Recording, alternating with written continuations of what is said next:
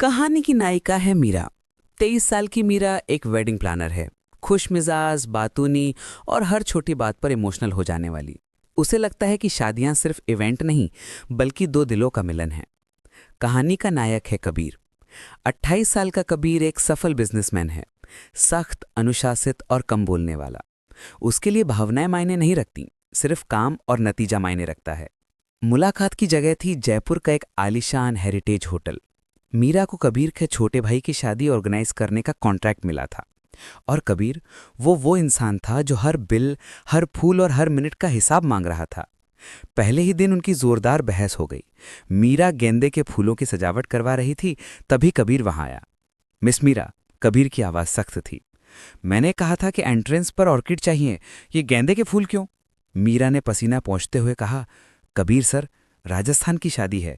गेंदे के फूलों में जो अपनापन और वाइब है वो विदेशी ऑर्किड में कहाँ? कबीर ने अपनी घड़ी देखी।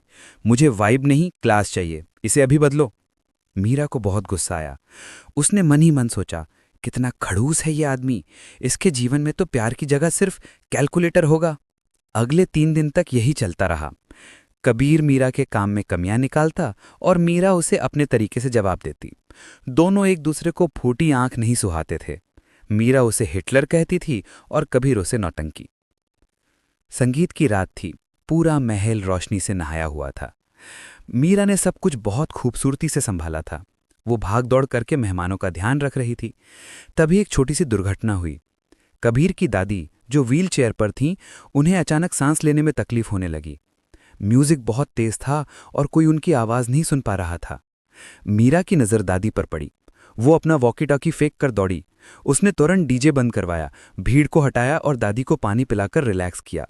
उसने अपनी जेब से एक छोटी पुड़िया निकाली, इलायची और मिश्री, और दादी के मुंह में डाली, क्योंकि मीरा जानती थी कि घबराहट में शुगर लेवल कम हो सकता है। कबीर दूर खड़ा ये सब देख रहा था। जब तक वो वहां पहुंचा, दादी ठीक हो चुकी थी और मीरा का हाथ पकड़कर उसे दुआएं दे रही थीं। शुक्रिया बेटा, तूने संभाल लिया, दादी ने कहा। मीरा मुस्कुराई। अरे दादी, आप तो घर की जान हैं, आपको कुछ कैसे हो सकता है? कबीर ने मीरा को देखा। पसीने से भीगा चेहरा, बिखरे बाल और आंखों में फिक्र। आज उसे मीरा में कोई इवेंट मैनेजर नहीं दिखा, बल्कि एक सुलझी हुई लड़की दिखी। उसने मीरा के पास जाकर कहा, थैंक यू। मीरा चौंक गई। हिटलर थैंक यू भी बोल सकता है? फर्ज था मेरा, मीरा ने रूखा जवाब दिया और वहां से चली गई। शादी की रस्में खत्म हो गईं। विदाई का वक्त था। माहौल बहुत भावुक था। मीरा छत के कोने में खड़ी होकर नीचे बारात को जाते हुए देख रही थी। वो खुद भी रो रही थी, हालांकि ये उसके घर की शादी नहीं थी। तभी उसे कदमों की आहट सुनाई दी। कबीर था। वो मीरा के बगल में आकर खड़ा हो गया। तुम हर शादी में ऐसे ही रोती हो? कबीर ने पूछा। इस बार उसकी आवाज में वो कड़कपन नहीं था, बल्कि एक नरमी थी। मीरा ने जल्दी से आंसू पोंछे। लड़की विदा हो रही है सर। एक घर छूटता है तो दर्द तो होता ही है। आप नहीं समझेंगे, आप तो बस लॉजिक समझते हैं। कबीर हल्का सा हंसा। ये पहली बार था जब मीरा ने उसे हंसते हुए देखा था। वो बहुत हैंडसम लग रहा था।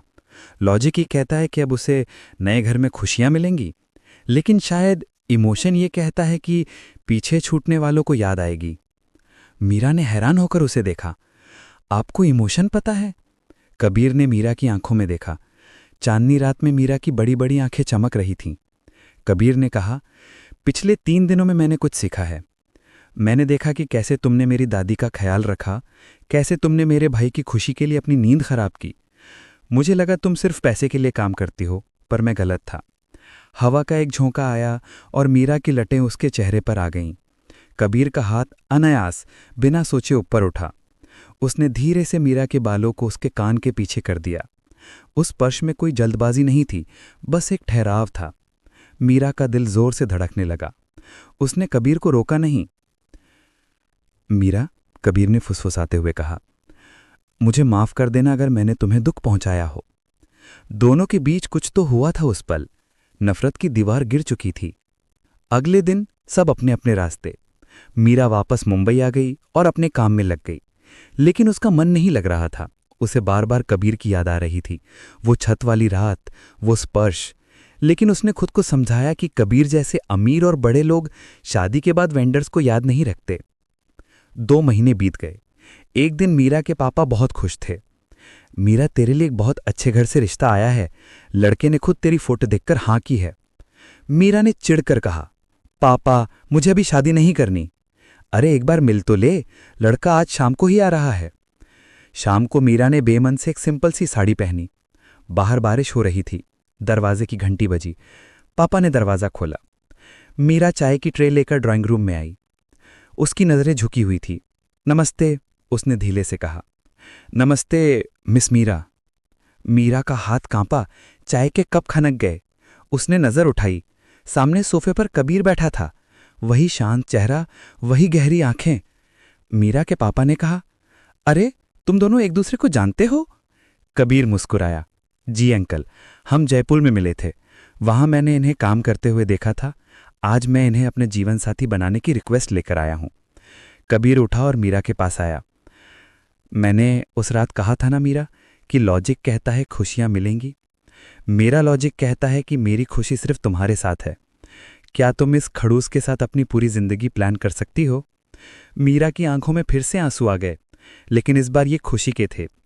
उसने मुस्कुराते हुए कहा, अगर आप ऑर्किड की जगह गेंदे के फूल मान लेंगे तो सोच सकती हूं। कबीर हंसा। अब तो पूरा बगीचा तुम्हारा है।